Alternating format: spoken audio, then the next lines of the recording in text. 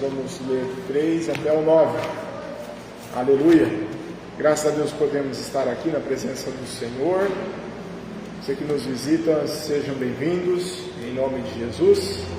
Deus tem uma palavra para você. Aleluia! Hoje é um tempo especial, é a primeira ceia deste ano. Sabemos ao Senhor por isso. 1 Pedro 1, 3 ao 9. Aleluia! Se você puder se encontrar, puder se pôr de pé, em reverência à palavra do Senhor, faça. 1 Pedro 3, 1 Pedro 1, do 3 ao 9. Aleluia! A palavra você já conhece. Conhece. Quem é crente tem que conhecer essa parte aqui. Diz assim a palavra do Senhor: Bendito Deus e Pai do nosso Senhor Jesus Cristo, que segundo a sua muita misericórdia nos regenerou para uma viva esperança. Aleluia! Mediante a ressurreição de Jesus Cristo dentre os mortos, para uma herança incorruptível, sem mácula, imaxível, reservada no céu, nos céus para vós outros, que sois guardados pelo poder de Deus, mediante a fé para a salvação, preparada para revelar-se no último tempo. Nisso exultai, embora no presente, por breve tempo, se necessário, sejais contristados por várias provações, para que, uma vez confirmada o valor da vossa fé, muito mais preciosa do que ouro perecível, mesmo apurado por fogo, redunde em louvor, glória e honra na revelação de Jesus Cristo, a quem não havendo visto há mais, no qual não vendo agora, mas crendo, exultais com alegria indizível e cheia de glória, obtendo o fim da vossa fé, a salvação da vossa alma. Amém. Amém, irmãos? Deixe sua Bíblia aberta, feche seus olhos. Papaizinho querido, diante da sua presença nós estamos, diante da sua graça, diante do seu poder. Senhor, fala conosco, ó Pai, nesta noite. Senhor, em nome de Jesus, ó Pai, que não seja eu falando, ó Pai, mas o teu Espírito falando, através da minha vida. Espírito Santo de Deus, testifica esta palavra ao coração de cada um, ó Pai. Seu Pai, eu oro, abençoa, ó Pai. Na sua dependência nós estamos, ó Deus. Ser conosco, Espírito Santo de Deus. Tu és bem-vindo aqui neste lugar. Convence o coração, restaura, transforma, faz o teu agir. Em nome de Jesus. Amém? Deixa eu fazer uma pergunta para você, bem sincera. Onde está a sua esperança hoje? Onde está a sua esperança hoje? Não responda em voz alta, responda aí dentro do seu coração. Talvez alguns aqui dizem: pastor, a minha esperança está firme. Está firme. Mas talvez outros digam: pastor, a minha esperança está cansada. Está ferida. Pastor, a minha esperança está por um fio. Sabe por quê, irmão? Porque a esperança não se perde de uma vez. Não é de uma vez. Ela vai assim, a esperança, ela vai sendo desgastada aos poucos. É uma notícia ruim hoje, é um silêncio de Deus amanhã, é uma luta que não acaba. E quando a gente percebe, a gente ainda está na igreja, ainda canta, ainda ora, mas a alma não tem mais forças como antes. Eu quero falar com você, meditar à luz da palavra desse texto, sobre essa questão da esperança, a viva esperança. Repita comigo: a viva esperança. Irmãos, ninguém consegue sobreviver sem esperança. Já viu alguém que morreu sem esperança? Ninguém consegue sobreviver sem esperança. O especialista afirma que uma pessoa, ela pode viver 40 dias sem alimento. Alguns, 3 dias sem água. Alguns também. 3 dias sem água. Já pensou 3 dias sem água? O pastor passou uma sede, por quê? Tive que esperar um pouquinho eu levantar da cama para ir buscar água lá na torneira. Isso é uma sede, é o máximo de sede que passa, né? Quanto tempo você consegue ficar sem respirar? Prende a respiração aí, vamos ver. Vamos fazer um teste? Não, irmão? Quanto tempo, João, sem respirar? 8 minutos, irmão.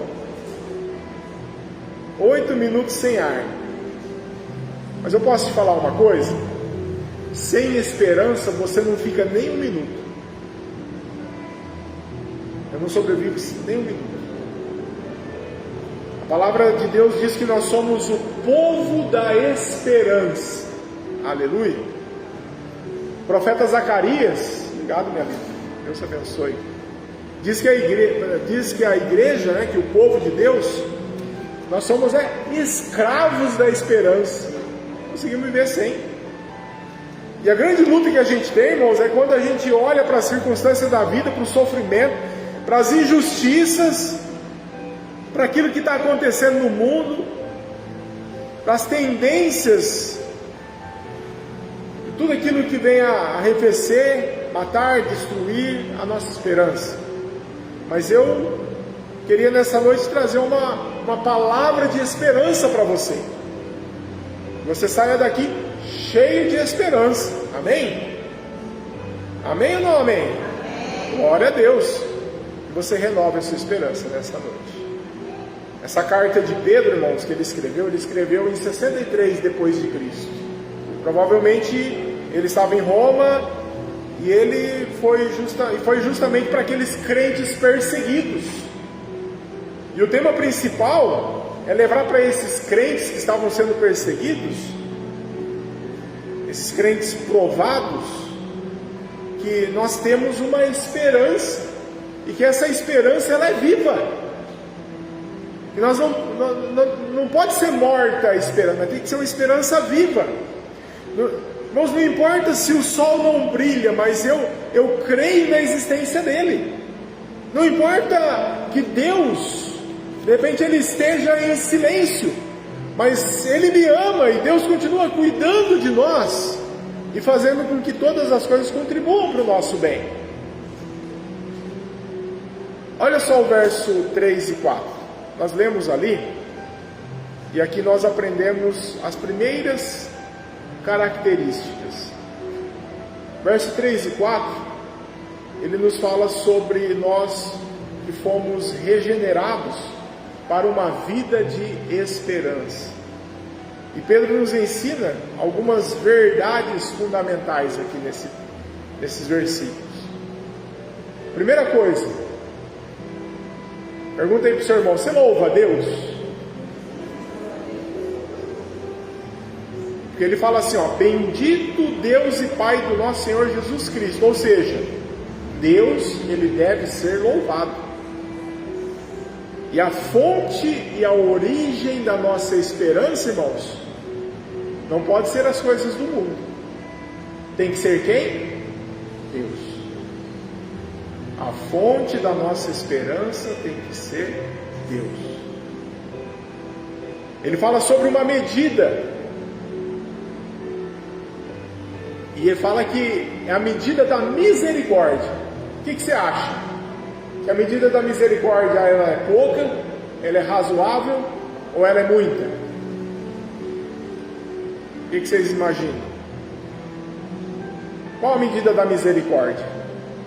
É muita. É pouca não, irmão. Não é o suficiente também não. Não é razoável. Aqui fala que é muita misericórdia. E que diante disso tem um propósito também. Porque Ele nos regenerou. Ou seja, nós nascemos de novo. Aceitamos a Jesus. O Espírito de Deus, ele é junto ao nosso Espírito. Irmão, você levantou a mão assim e falou: aceita Jesus. Todos já levantaram a mão e aceitaram Jesus como Senhor e Salvador? Levanta a mão quem fez já. Quem já aceitou Jesus como Senhor e Salvador? Está condenado.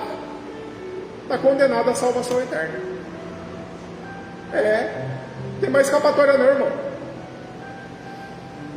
Quando a palavra fala aqui, Romanos 10, 9, 10, aceitamos a Jesus, falamos com a boca, cremos com o coração, está selado. O Espírito Santo selou. Você está com o selo. Não adianta você fugir mais não. Não adianta você querer escapar não. Não adianta, irmão. É só perda de tempo. Diga assim, perda de tempo. Quem gosta de perder tempo? Ninguém gosta de perder tempo. Ninguém. E às vezes a gente fica tentando dar um jeitinho, irmão, não tem jeitinho. Por quê? Porque Deus, Ele tem esse projeto, esse propósito, e Ele nos regenerou e nós nascemos de novo, e nós nascemos de novo para uma vida de esperança. A partir do momento que nós aceitamos a Jesus como nosso Senhor e Salvador, irmãos, nós temos uma vida de esperança. É como se Deus dissesse, olha, eu estou ressuscitando você, para que você viva uma vida cheia de esperança. E aqui nesse texto ele também fala algo muito importante. Ele fala sobre a natureza dessa esperança. No grego aqui, a ideia é de uma esperança que nunca se extingue. Nunca se extingue.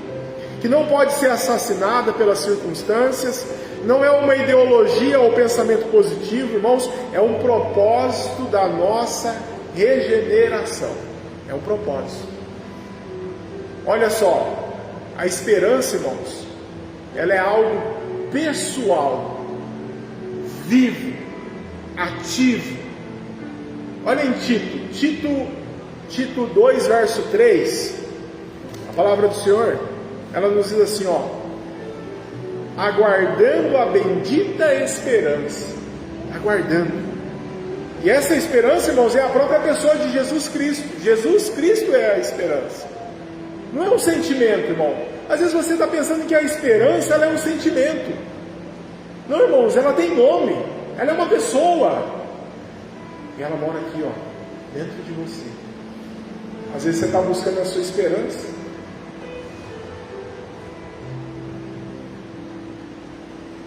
Em tantas coisas. E você se esquece que ela nunca te abandonou, que ela nunca te deixou, que ela sempre esteve aqui, ó, junto de você. Em que você tem buscado a esperança? Não é um sentimento. É você estar ligado a Cristo. É você estar conectado a Cristo. A base de tudo isso, irmãos, é o que nós celebramos hoje, a ressurreição de Cristo. Assim como a morte, irmãos, não pode matar Cristo, nenhum sofrimento pode matar a nossa esperança. Nenhum. Nenhum. E às vezes as pessoas sofrem.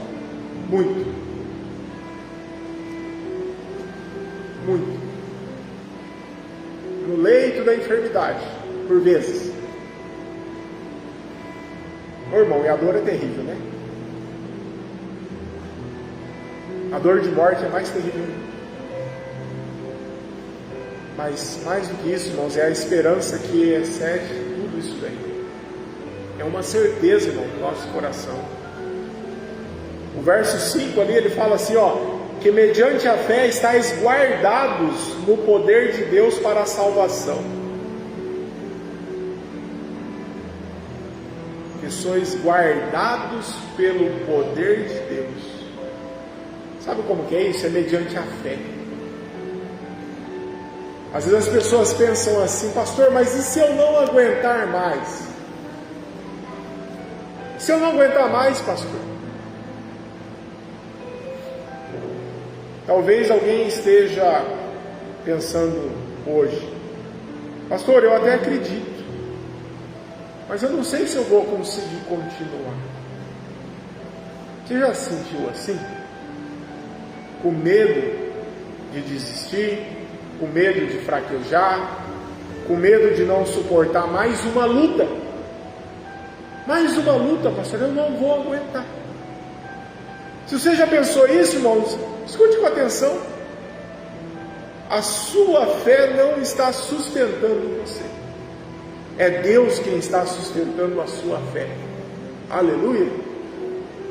O texto diz que sois guardados pelo poder de Deus.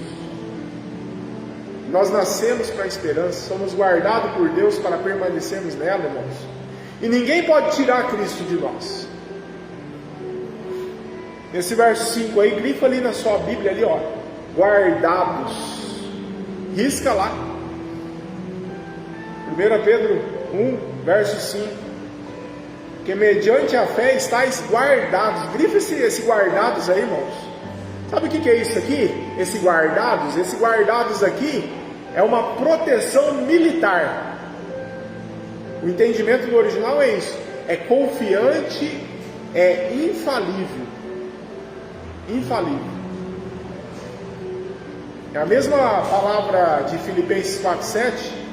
É como se Deus ele colocasse uma companhia de soldados fazendo a vigilância da sua vida.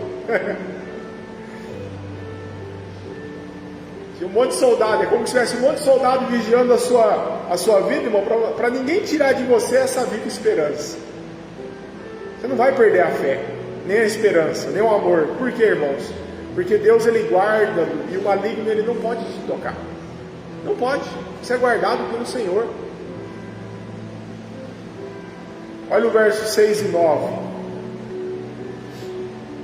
O verso 6 a 9 nos fala como nós vivemos isso na prática. Como é que você vive isso na prática? Como é que você vive a esperança na prática? Pedro ele diz no verso 6 assim, ó, nisso exultais. Exultamos porque nascemos e somos iguais, irmãos, na esperança. Deus ele usa o sofrimento, irmão, para provar e disciplinar o crente. A gente fala assim, vem para a igreja que você não vai sofrer mais, meu irmão. Acredita nisso não, você vai burrar. Posso te falar uma coisa? Você não vai ficar chateado com o pastor? Mas pastor, você está meio profeta do Apocalipse hoje, eu não quero ouvir isso não. Mas irmãos, a escola do cristão é a escola da provação. É lá que a gente aprende, irmão. É lá que a gente fica mais forte.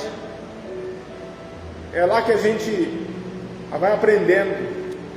Tem algumas lições sobre provação. Olha só como que é as provações. As provações elas são uma só? Não. Elas são variadas, sortidas. Parece aquela balinha colorida, sabe, que você compra, que tem várias cores, né? Pode escolher a cor, mano. O gosto é tudo igual. Diz que o gosto é diferente. Eu não percebo nada diferente. Qual que é o nome daquele negócio, aquelas balinhas coloridas? Tem chocolatinho dentro? É M&M. Você sente gosto diferente daquilo lá? Para mim é tudo igual. A cor muda. Agora as provações, irmãos, é assim, ó. São sortidas, né? São variadas. Todo tipo de provação. Provação em casa, provação no trabalho, provação na saúde, provação nas finanças. E o crente, irmão, ele vive debaixo de provação. Você sai de uma provação, você entra em outra. Pastor, por que você está dando risada? Porque é assim. É uma realidade. E por que você dá risada, pastor? Porque a gente aprende também que mesmo da forma que elas são variadas, elas são passageiras. Vai passar. Vai passar. É por breve tempo. Por breve tempo. Vai passar. Irmãos, tudo que nós sofremos nessa vida é breve. Paulo mesmo ele fala, olha, não desanimeis, porque o peso da glória é infinitamente muito maior do que essas aflições passageiras. Vai passar. Fala para o seu irmão, vai passar. Vai passar. Mas enquanto nós estivermos aqui, irmão, nós somos provados. E um provérbio chinês, ele diz assim que um diamante ele não pode ser polido sem fricção. Nem o homem pode ser aperfeiçoado sem sofrimento. E cada prova, irmão, ela toca um músculo diferente, um músculo espiritual diferente. Sabe que você é fortalecido espiritualmente? Quando você é fortalecido é porque nós temos músculos espirituais, hein? Eu vou falar, irmão, esse negócio é tenso, né, João? Quem faz academia, o João é professor de academia, e ele sabe bem disso daí. Irmão, você pega uns músculos que você não usou faz tempo, puxa uns ferros lá que você vai ver o que vai sobrar de você. Você vai falar, eu não vou voltar mais aqui nunca mais. Principalmente no dia seguinte. Por quê? Porque é algo que você mexeu, que você não estava mexendo, que você não queria mexer, mas para ficar forte, tinha que mexer. Então, irmãos, cada prova ela toca num músculo espiritual diferente, a dor é diferente, o sentimento é diferente, é assim com o nosso corpo, igual no nosso corpo. E o músculo, irmãos, ele só cresce sendo tensionado. Ninguém fica forte, irmãos, sem resistência. Ninguém amadurece sem o enfrentamento. E ninguém cresce, irmão, sem processo. Nós passamos por processos. Ei, irmão, você tem a paz de Cristo e a sua vida, irmãos. De repente é uma guerra nesse mundo mesmo. E Jesus mesmo ele fala: no mundo tereis aflições, mas tem de bom ânimo, eu venci o mundo. Terceiro lugar, as aflições elas são necessárias. Fala comigo, necessárias. Mas ninguém quer, né? Ninguém quer aflição. Ele fala assim, ó, ser necessário. Então, irmãos, é Deus quem define quais provações nós precisamos para o nosso aperfeiçoamento espiritual. Sabe aquela história que Deus nunca dá uma cruz maior do que nós consigamos carregar? Já ouviu isso aí? Cada um tem uma cruz, irmão. Cada um tem um aperfeiçoamento, cada um tem uma aprovação, e Deus ele dá a aprovação de acordo com aquilo que nós precisamos ser aperfeiçoados. Só que tem um problema nessa história, porque elas nos entristecem. Olha aí para o seu irmão se ele está triste. Olha aí, está do teu lado. Miguel, baixa só um pouquinho o fundo, por favor. Está triste? Está com a cara triste? Obrigado. Graças a Deus pela sua vida. Elas entristecem. E Pedro, como não é masoquista, ele fala assim, ó, a palavra contristados, isso significa, irmão, dor aguda. Já sentiu dor aguda? Quem está com dor aguda agora, nesse momento? Ninguém? Eu estou. Foi ontem? Não. Ontem foi sábado, né? Foi ontem de manhã. Nós estávamos lá, chegando em Jussara lá, esbarramos um no outro lá, estava em 4 de bicicleta. Aí quem caiu? Pastor caiu, irmão. Aí ralei a panturrilha aqui assim, a perna assim. A dor que estou sentindo agora sabe quando você toma banho no chuveiro e você lava o ralado? É essa dor que eu estou sentindo agora aqui. Porque tem que passar uma pomada, tem que enfaixar, tem que deixar fechado, né? Porque arranca um couro, literalmente. E aqui quando fala essa palavra aqui, fala de uma dor aguda. É a mesma palavra usada para Jesus lá no Getsemane. Lembra de Jesus lá no Getsemane? Ele suou sangue.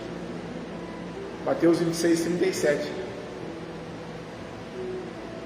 Não quero, porém, irmãos, que sejais ignorantes acerca dos que já dormem, para que não vos entristeçais como os demais que não têm esperança.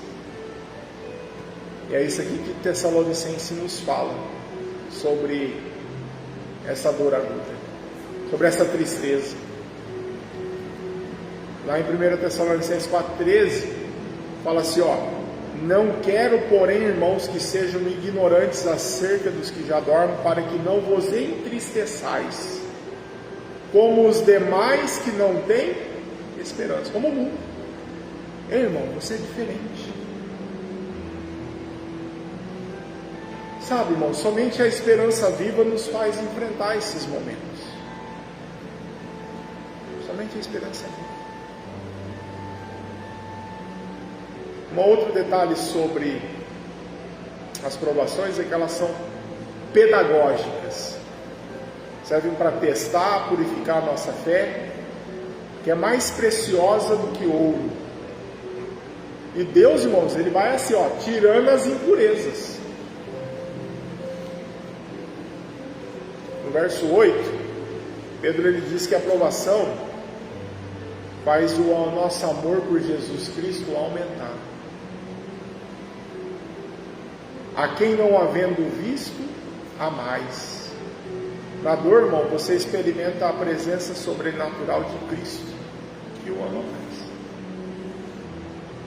Pastor, essa dor, ela tem fim? Tem. Nós somos aperfeiçoados a cada momento. Eu não sei qual que é o grau de aperfeiçoamento que você está. Porque isso é como uma corrida para chegar num alvo. Paulo ele fala, olha, eu não cheguei lá ainda, mas eu estou rumo ao alvo, na carreira da fé. Ele fala bem assim. E nessa carreira da fé, irmãos, tem muitos obstáculos, tem muita dor. Mas chega um momento, irmãos, que nós chegamos a um amadurecimento que nós paramos de sentir. Vou te perguntar uma coisa, quando as pessoas elas tentam te ofender, você ainda se ofende? Tem gente que não se ofende mais.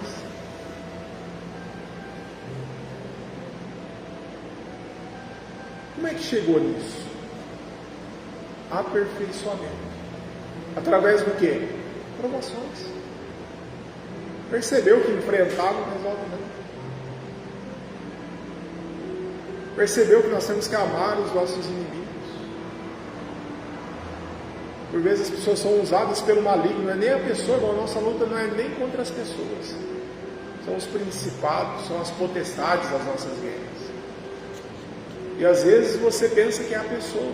Você se ofende com pessoas. Por que você se ofende? Por que você se entristece? Deixa eu te perguntar uma coisa. No aperfeiçoamento, nós temos que viver em Cristo. Só que sabe como que a gente vive em Cristo? Primeiro, para viver, nós temos que morrer.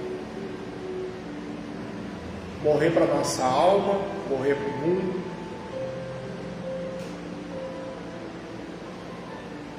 Deixa eu te perguntar. Uma pessoa morta, um morto, ele sente ofensa? Chegou num caixão, xingou, brigou. Sente ofensa? Sente provocações, o morto? O morto sente rejeição? Morto sente injustiça? Não, irmão. Morto não. Por que morto não reage? Morto não se defende. Morto não discute. Morto não guarda mágoa. Guarda mágoa? Não guarda. O problema, irmãos, é que muitos de nós dizem que morremos para Deus, mas aí nós estamos vivos para nós mesmos. Vivos para nós mesmos. Estamos vivos para o orgulho. Estamos vivos para a opinião dos outros. E a opinião dos outros é tão subjetiva sobre você que às vezes você compra o que não precisa com o dinheiro que não tem para alegar que você não gosta. É a opinião dos outros sobre aquilo. Às vezes nós estamos vivos, irmãos, para necessidade de ter razão. Você tem necessidade de ter razão em tudo, irmão? Às vezes nós estamos vivos, irmão, para a dor do passado. Esquece isso.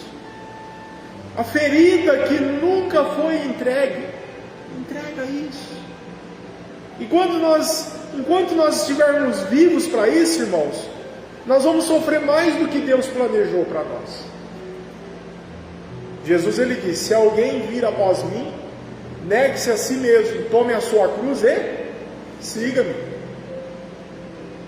E a cruz, irmãos, não é símbolo de conforto. Não é símbolo de conforto, é lugar de morte. Quando fala para nós tomarmos a nossa cruz, é lugar de morte. E quem está crucificado, irmãos, não escolhe o caminho. Nós não escolhemos o caminho. Não define o tempo. Quem está sendo crucificado não define o tempo. Irmãos, quem está sendo crucificado não controla o processo. E nós somos sujeitos a isso. Apenas confia. Apenas confia. Sabe o que a palavra nos fala sobre isso? Nos fala assim que o grão só nasce primeiro, se primeiro morrer.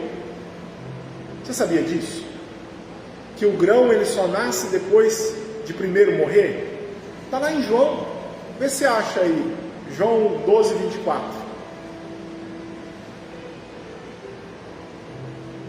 Moscou, travou? Tá bom. João 12, 24 diz assim, olha só, escuta bem.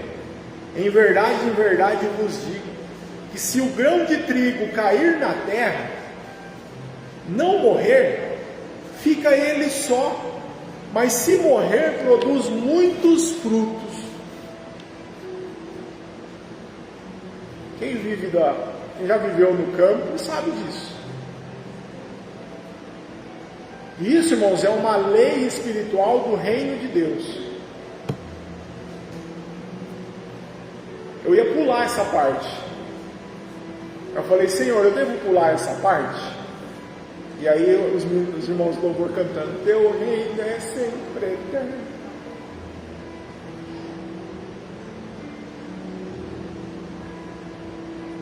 Mas é uma lei do reino.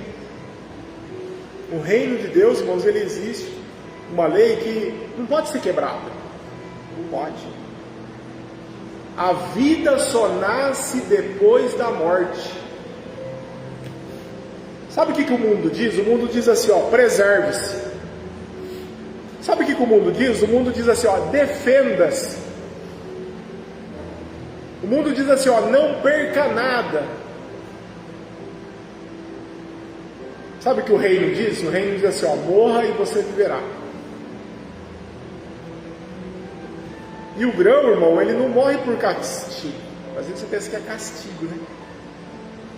Mas o grão, ele morre por propósito. Aleluia. O grão, ele não morre porque falhou. Ele morre porque carrega a vida dentro de si. Ei, irmão, você carrega a vida dentro de você. E essa vida só vai fluir a partir do momento que você morrer. Enquanto o grão ali, o grãozinho, você já viu um grãozinho de trigo? Bonitinho, né? Um grão de arroz que seja.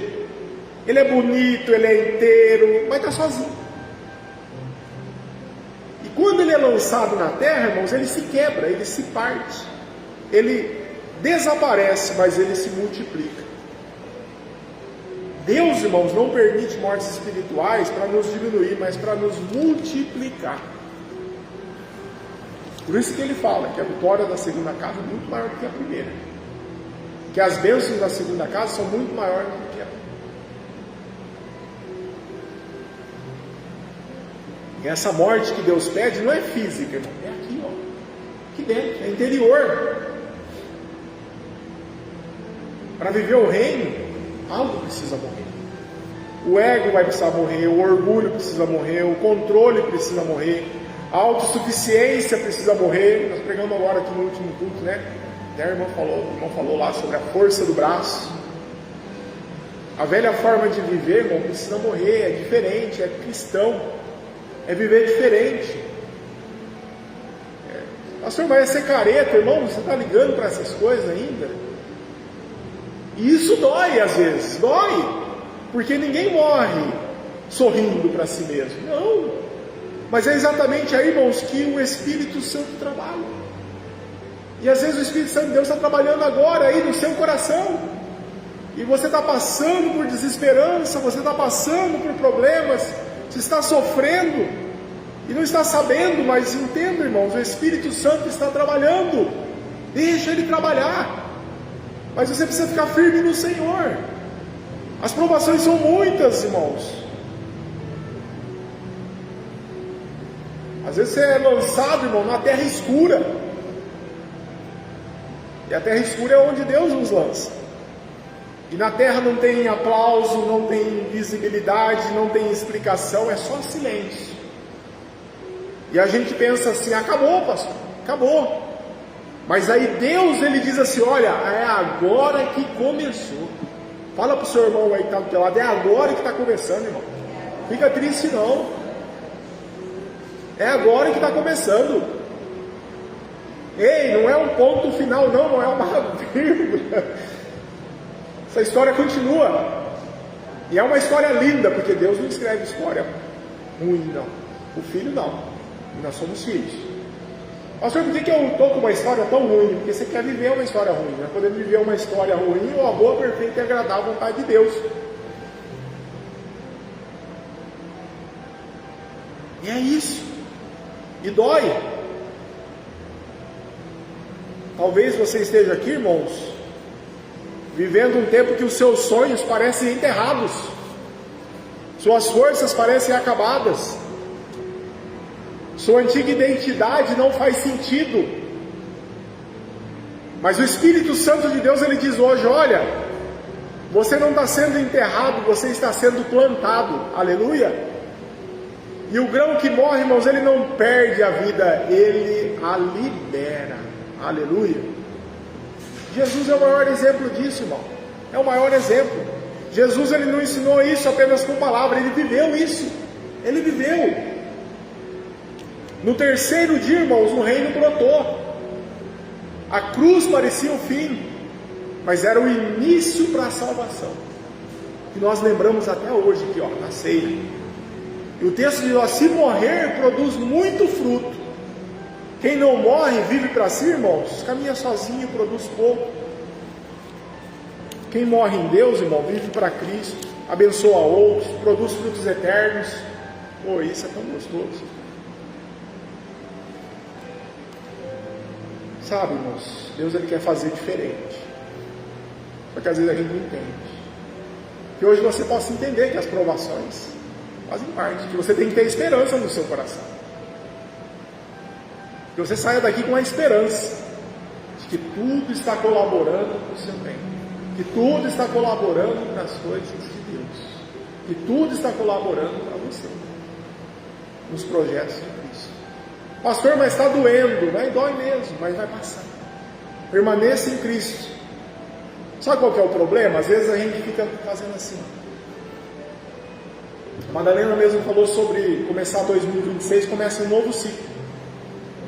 Mas sabe qual é o problema do ciclo? É que se você continua no mesmo ciclo, você começa e termina no mesmo lugar, nada acontece. Mas se nós seguirmos ali a boa, perfeita e agradável vontade de Deus, irmãos, é diferente. Então, irmão, não tenha medo. Não tenha medo da terra escura, não tenha medo do processo. Que você possa dizer para o Senhor assim, Senhor, que a tua vida nasça em mim. Que eu morra para o mundo. Que eu morra para as coisas do mundo. O grão só nasce, irmão, se ele morrer. Morra para as coisas do mundo. Pastor, mas eu ainda estou meio relutante. Vai ser provado, irmão, até melhorar, até aprender. Quer evitar a aprovação? Tem como fugir. Basta você seguir ao Senhor, buscar a Ele, ter uma vida por Ele, com Ele. O que é? Você pretende viver até quanto, irmão? 90? Quem quer viver até 90 anos? Levanta a mão. Ninguém? Quem quer viver até 100? Melhorou? 100, ali 1, 2, 3, 4, 100, tá bom, né, irmão? 110? Alguém quer viver 110 anos? Olha lá, o Miguel quer viver 110, Miguel. Glória a Deus. Que seja 110. O que é 110 comparado com a eternidade? Não é nada. E você fica se apegando tanto a isso. É igual você estar num oceano, num barco, e você coloca a mão na água e você vê aquela água escorrendo pelo meio dos seus dedos e você fica triste por aquilo ali, e você se apavora porque a água está escorrendo. Mas você não vê a imensidão do mar que está na sua frente. Irmão, a eternidade é isso, a imensidão do mar que está à sua frente. Não é aquele punhadinho de água que você pegou na mão assim que está escorrendo e você fica apavorado porque está escorrendo ali nas suas mãos e vai acabar.